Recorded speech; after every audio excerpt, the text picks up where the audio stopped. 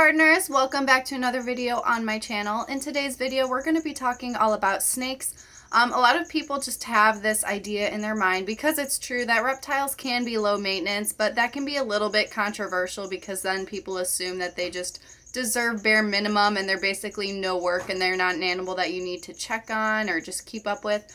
And that's completely false, because no matter what, any animal you're going to be taking into your home, it's going to require some amount of responsibility. Some of them just tend to have less responsibilities than others, and snakes are one of those categories where they just are lower maintenance, meaning that they just require less responsibility compared to something like a rat or a cat or a dog or even a lizard. So we're going to jump right into all of that today. And I do want to just put a little disclaimer that no matter what, any animal that you're going to be taking home, you should be doing research and obviously be willing to put all of the care in that the animal needs, because no animal should suffer just because we want to do bare minimum. So there are 3 reasons why I think that snakes are so low maintenance. So those are the 3 things that I'm going to cover in this video. So the number 1 reason that snakes are so low maintenance compared to other animals is because they only need to eat 1 time a week.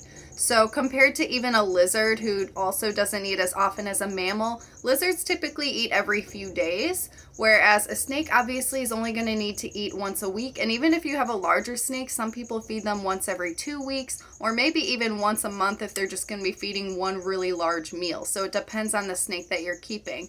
But regardless, your snake is going to be eating less than any other pet you could potentially be getting. So that just makes them lower maintenance, because it's less work for you to have to do. It's less responsibility. If you want to leave town or something, your snake would be okay not eating for a week. So that's something that a lot of people that are looking into getting a new pet need to consider, because they're like, oh, I really want a pet, but I'm constantly traveling and I'm not home. So a snake would be a great pet for a person like that, as long as the snake is obviously still being fed and taken care of, because they just have less responsibilities. The second reason why snakes are so low maintenance is because they do not require handling or socialization whatsoever. So that's something that a lot of people aren't aware of. They think that with all pets you should be handling them all the time and giving them attention.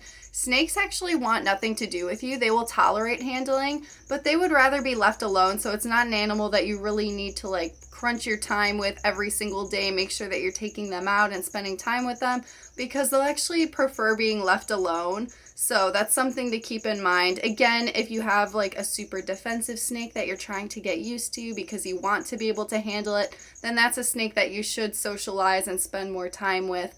But if you don't do that, it's not like the snake is going to be missing out on anything, because they don't really need that socialization. They just want to do their own thing. They're very solitary animals, and humans basically are just tolerated by them, if that. So it's not an animal that you need to be taking out and spending time with and bonding on a daily basis. That may actually stress them out if you do it too often. So that's just something to keep in mind, and that's something that definitely makes them lower maintenance. And the third reason why snakes are so low maintenance is because of their husbandry. Usually it depends on the snake that you're keeping, but the husbandry with a snake is usually the same. But again, it depends on the species. So when it comes to husbandry for snakes, they usually require a warm hide, a cool hide, space to roam around, things to hide in, and a water bowl. And it's as simple as that. But again, you need to keep in mind what type of snake that you have, because some of them require a higher humidity level. So that's something that you will need to have more responsibility and keep up on. If it has a high humidity, you need to be spraying down the enclosure, checking on the humidity, making sure that everything is correct. You should also be doing that with your temperatures as well, but thermostats really help with that situation. So that really makes it easier, making sure that your snake always has that heat source that they need. And another thing to also keep in mind is the size of the snake that you're going to have. So obviously a bigger snake is going to require more space and a larger enclosure, so it can get a little bit more maintenance because of things like that. But you should be doing your research and making sure that you're picking up the best snake for you and your situation. So as long as you're giving them everything that they need, they really don't require too much. My green tree python, any arboreal snake, is going to be a little bit different with husbandry as well, because they actually don't require the hides. They basically perch and bask all day long.